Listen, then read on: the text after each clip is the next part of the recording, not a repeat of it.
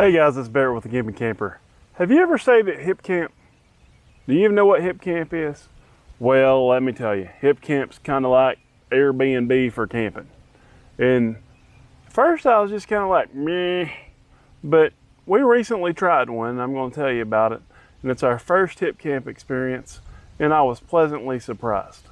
So, you know, I've noticed when I look through Hipcamp a lot, there's a lot of very unique experiences out there.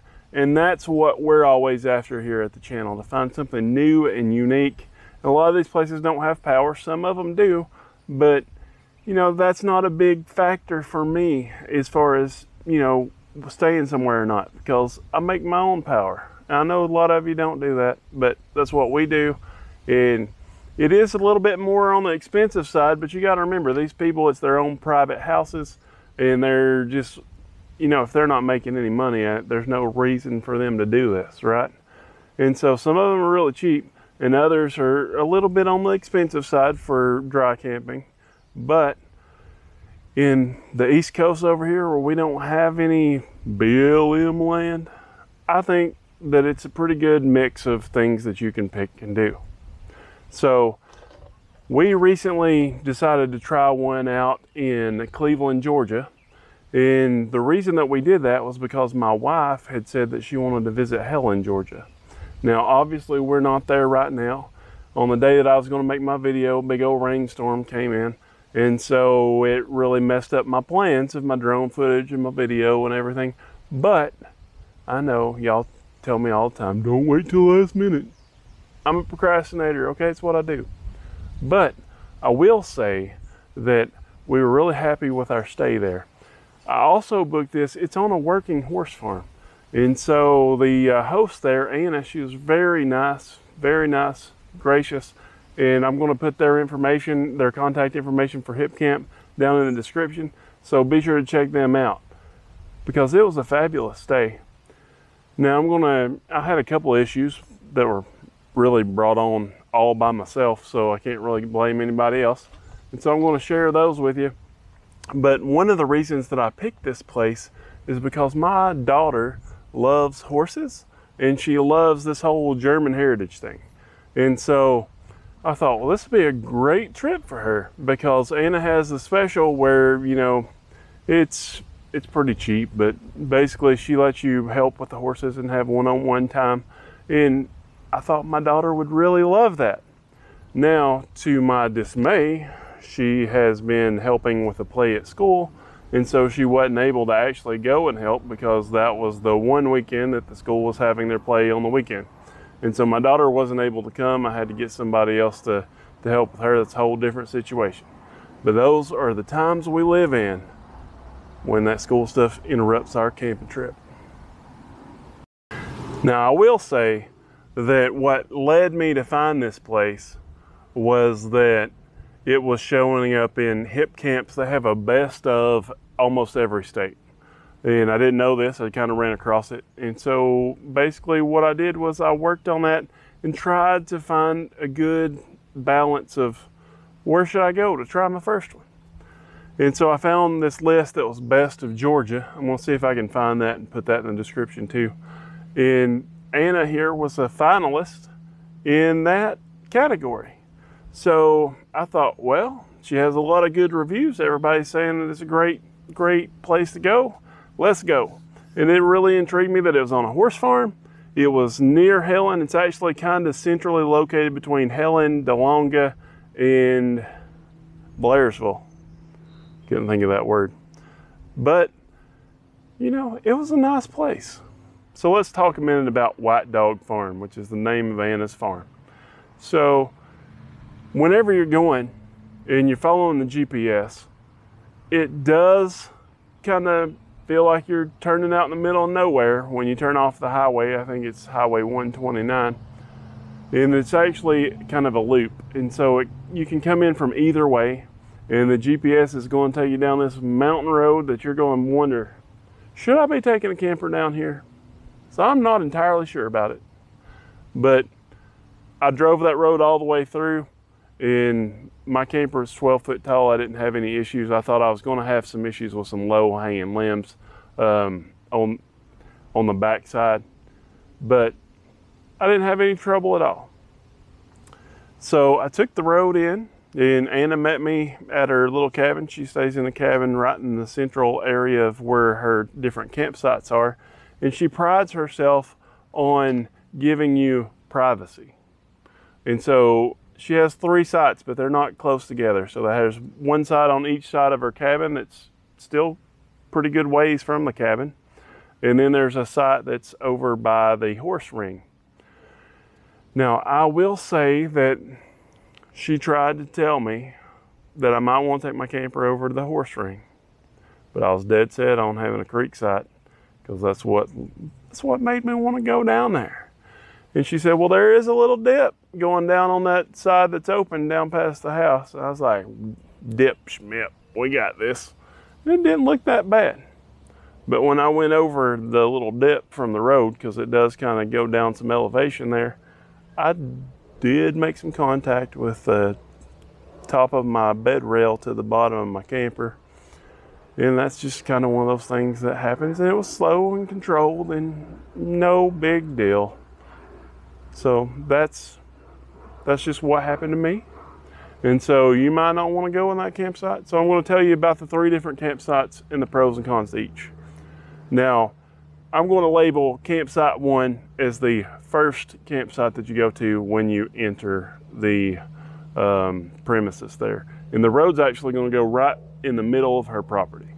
So her horse stalls and rings and everything's going to be on the left, and the creek and her cabin and 2 of the campsites are going to be on the right. And so the first site that I'm going to talk about is when you're going in from 129 and you're looking at the right and you see an open field there, and then there's Anna's cabin down past that.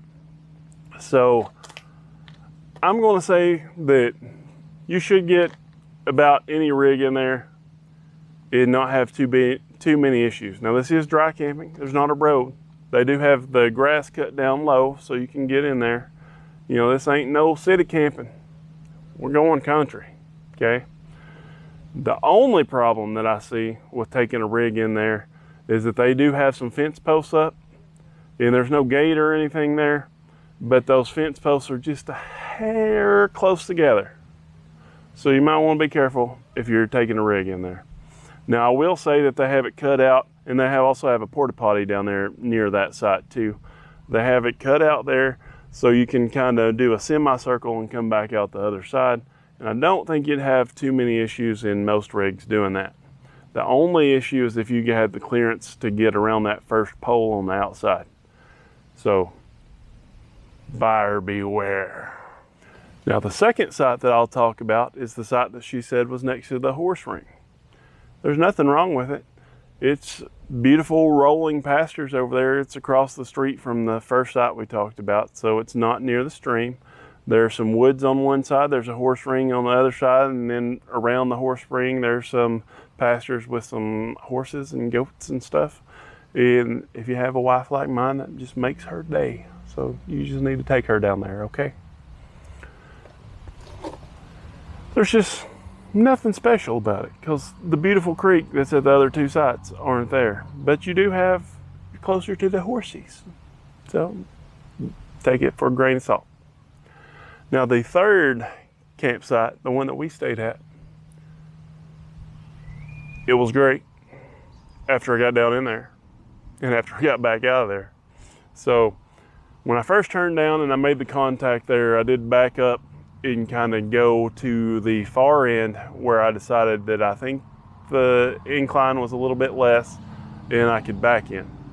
So that's what I did, but I did still have a little bit of that contact with that soft topper rail in my camper.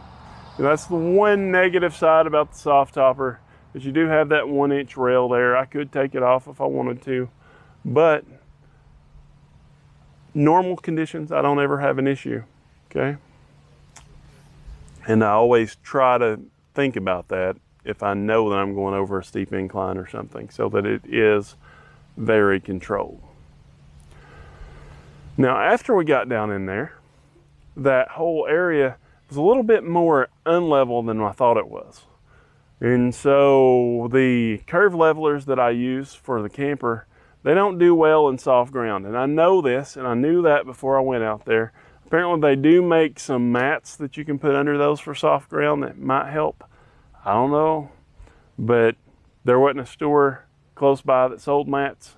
I had one pack of the old Lego style levelers, and that for no more than I use them, because I use the curved ones on everything. So I just keep those one pack of Lego style in the camper just in case I'm boondocking or something and I need some. Or there was one trip where I had to put one next to a jack stand because there was a rock like hitting the jack stand like halfway, just to kind of level it out right there. But other than that, I hardly ever use them. But I started to get rid of them until I realized I might want to keep them just in case. Well, when I was down there, it was, like I say, more unlevel than I thought. And so I actually went back to the Walmart. Luckily, it's only like 20 minutes. Went back to the Walmart and I got me 2 more packs of those Lego levelers. So with 3 packs, I had enough just barely to make her level. So that is one thing that you got to think about more when you camp off of grid than other people when you just go to a campground, because most of the time they're going to be more level and those curved levelers will work fine.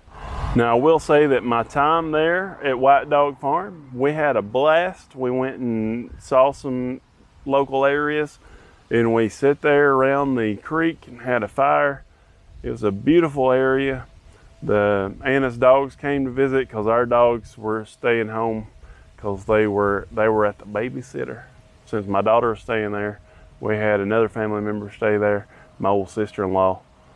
She's all right, don't tell her. But she stays there with the dogs and the kids sometimes when we go camping. It's nice adulty time. Adulty time's great. I like it. But it's nice to bring Munchkin with us sometimes too. And I really did want to take her on that trip, but those school obligations just got her. So would I recommend White Dog Farm through Hipcamp? Yes, I would.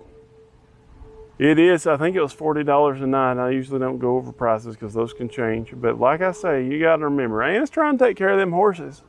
And them horses are hungry and they need some food. And this is how Anna buys the food. So give the horses some food. Stop being cheap like me. So that's all I got. Thanks for watching.